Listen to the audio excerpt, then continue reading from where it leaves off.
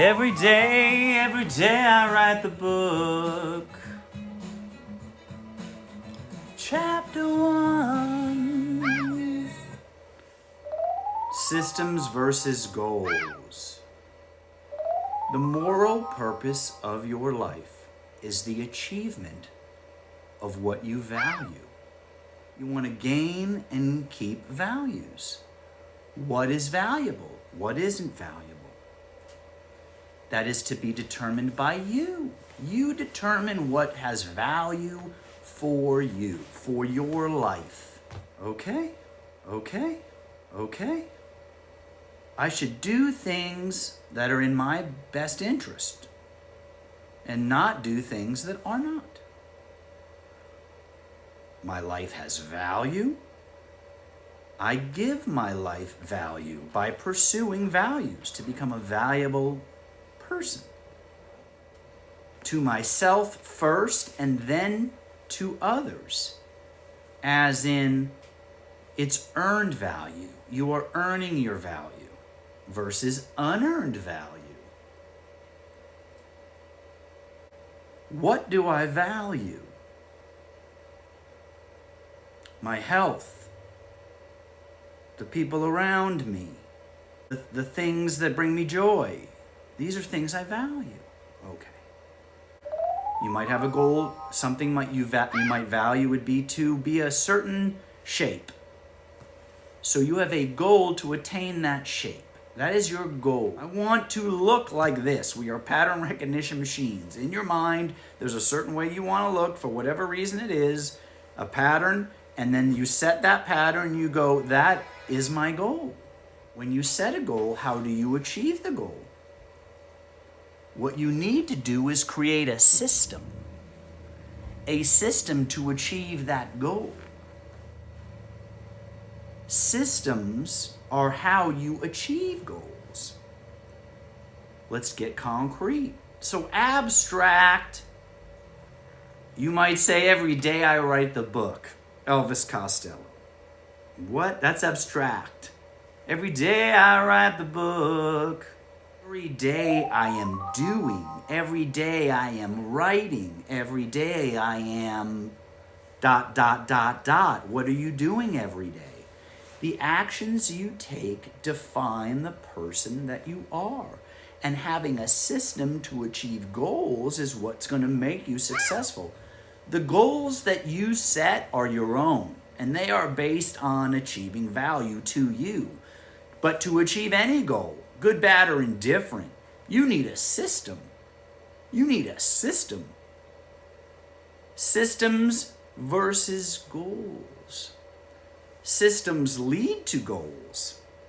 Systems lead to goals. If you have a system, you will achieve a goal. If anyone can hit the lottery. It's about systems. You need a system. You need for everything, you should have a system. How do systems apply? Every day I write the book. Every day I'm writing the book. Every day I am going to wake up and do 35 push-ups, 25 sit-ups, and whatever. And so every day you do that. You have a system. Every day I write the book. You're writing the book every day with your actions. I'm going to get up and I'm going to do this every day. And by doing so, you will achieve that goal because you're taking specific action to achieve the goal. Every day you say, I have a system. I have a system of every day I do this. And by virtue of doing it, the effect will come out the other side. It's just cause and effect. If you know the causes, the effects will be a result of them. So if you get up every day with your system and you say, I'm going to do X number of this and X number of that, and every day I'm going to do a little bit better than I did the day before. And some days I won't, some days I will, but I'm going to measure this data. I'm going to track this data. And I'm going to look how my system is working. And I'm going to error correct my system as I go along to achieve my goal. Concrete examples of systems, more concrete to that abstraction of every day I write the book. I want to learn auto mechanics. All right, what do you want to learn?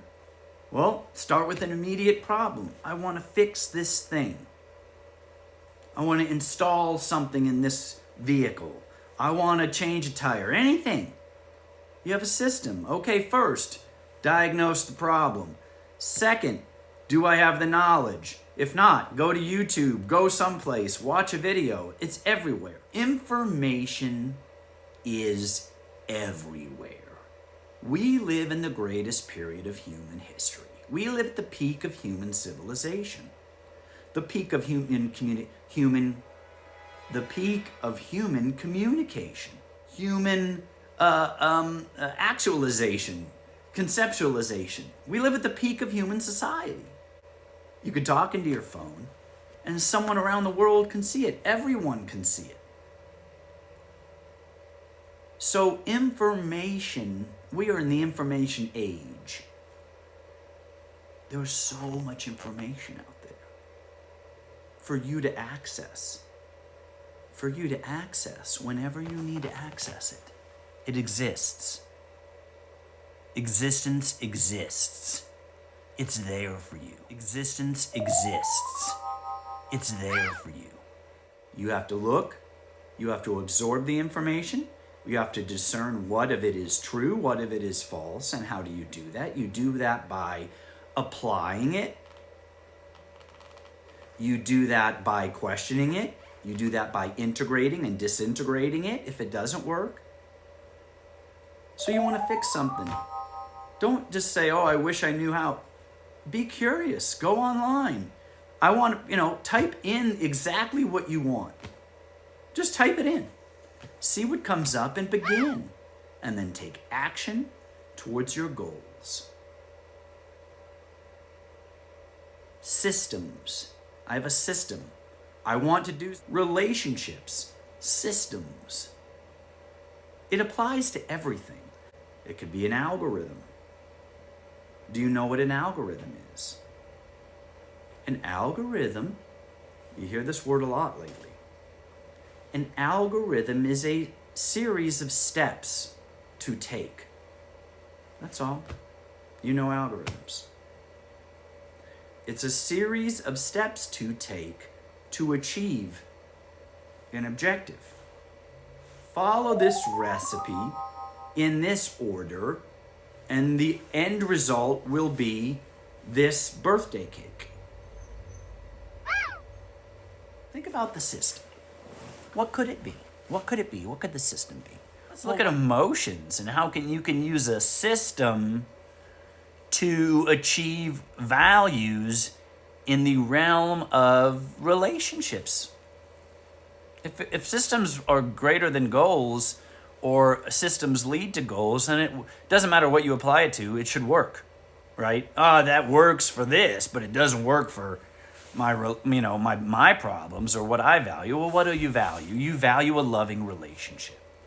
Let's say you value a loving relationship with your spouse, and you want to achieve that. Great, that's what you value. Okay. I value this other person. That's why I'm in a relationship with them, your partner. So when you see your partner, think to yourself, I value that person.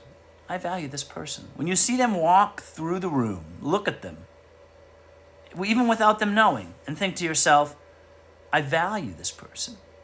If you don't value them, then there's some other thoughts that you need to be thinking about. When you see them walk by, you look and think to yourself, I value this person. That's the beginning of the system, right? Determining what its goal is. This is the goal. Loving relationship with my partner. Okay. What does that mean? It means I value them. I value them highly. I value them as high as I value myself. Even more so.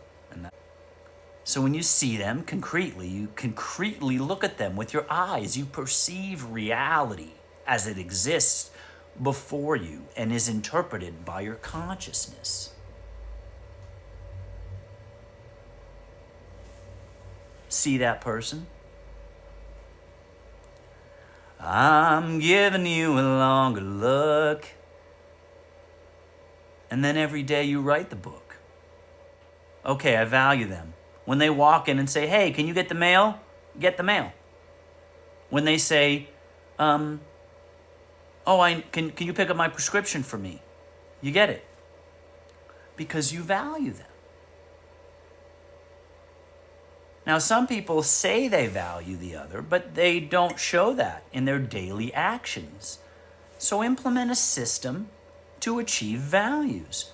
Loving relationship with my partner.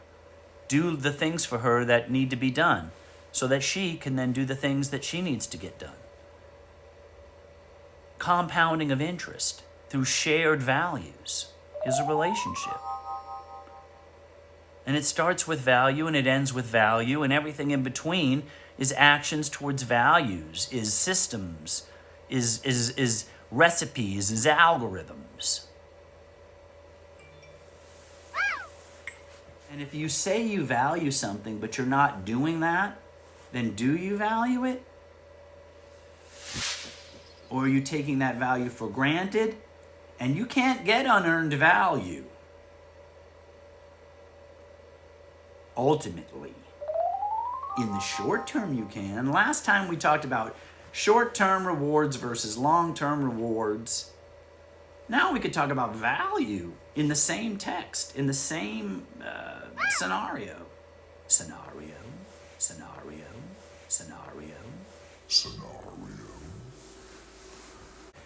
Value, unearned value versus earned value. Let's talk about unearned value versus earned value. We can get accounting on this. We can get all over it. Cut you down to size. Don't do me like that. Don't do me like that. The achievement of your life as the ultimate value. Talking about values, talking about building a system, a philosophical system for you to build value. Man is a being of self-made soul. Everything leads to that. Man is a being of self-made soul. Who stole the soul? Where do you find the soul? What is the soul? The soul is your essence. It is the essence of that which takes action towards its goals and objectives. It's self. I'm going to take care of myself. I value me.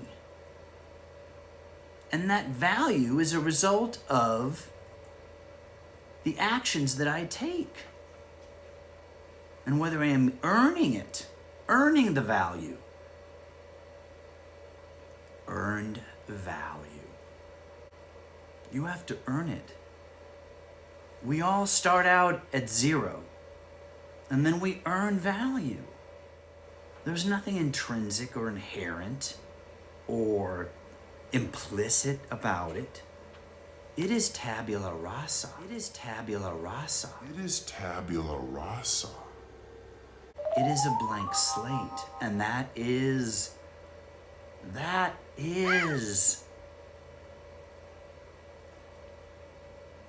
enlightening. It is empowering. It is anxiously fearful, and everything in between. Tabula rasa. We are a blank slate. We come out, and we're just like,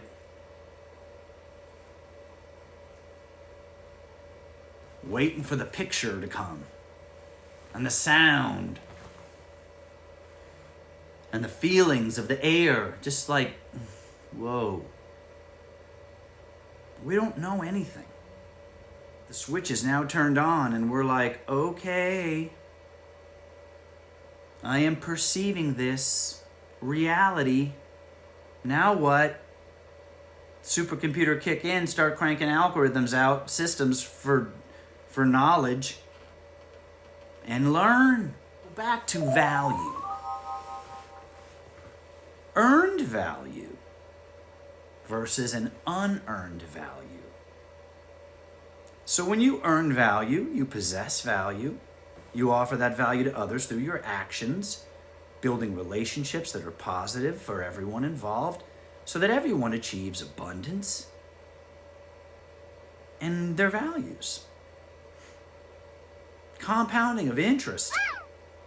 I'm not a mathematician. Actions times iterations and distribution. So unearned value. Unearned value. You didn't earn it, but you received it. You received something that you didn't earn. And it is a value because it's unearned value. So you value it and you came in possession of it, although you didn't earn it. If it is earned, you feel joy and you achieve the moral purpose of your life, which is the enjoyment of it. If you get a value and it is unearned, who determines that it is unearned? You. Or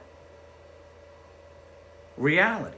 Reality is what determines if it's unearned. Ultimately, the ultimate judge of everything is reality. An objective reality. A reward of love. An unearned value. Somebody loves you, but you have done nothing to deserve that love, and you know it, and maybe you openly or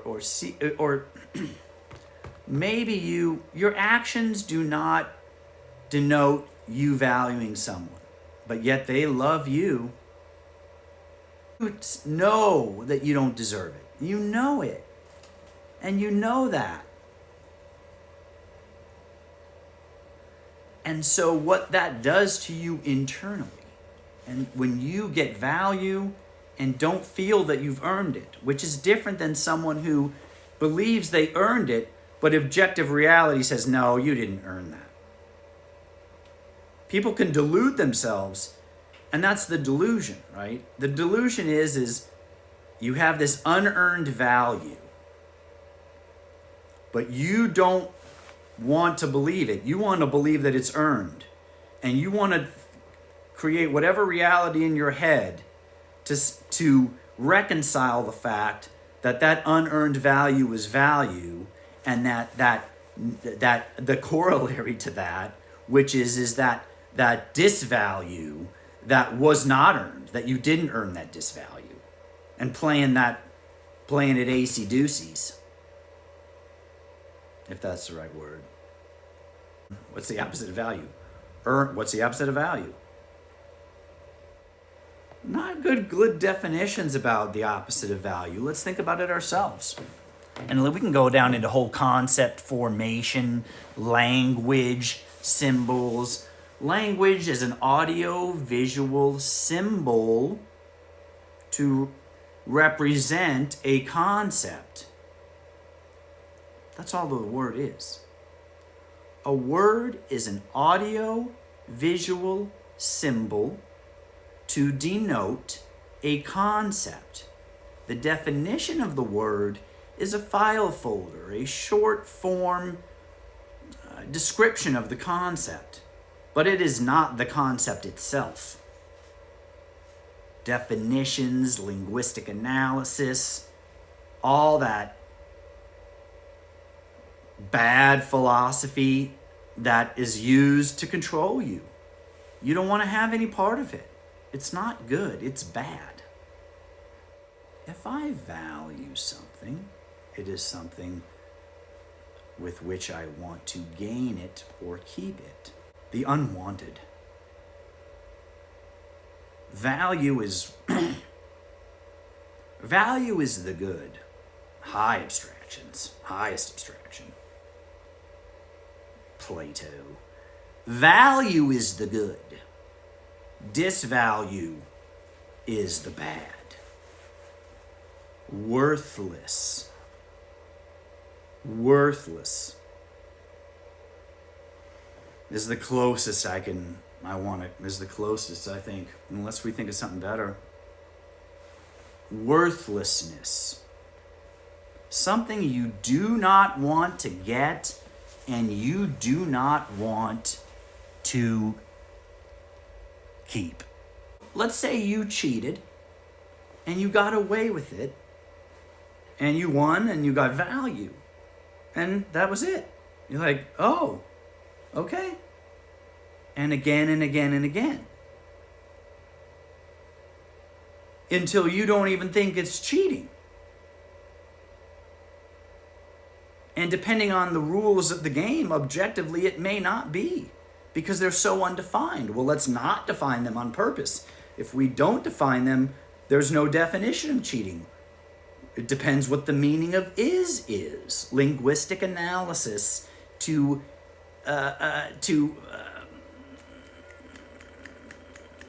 linguistic analysis as a tool to obfuscate objective reality. The meanings of words.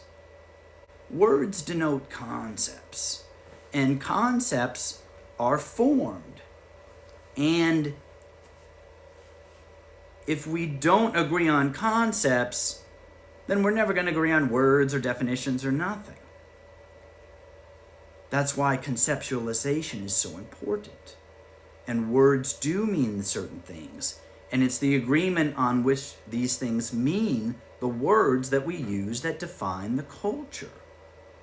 And so we can't just muddy them all up. We do want to define what they are objectively. We do it in contracts because we have to. Because we have to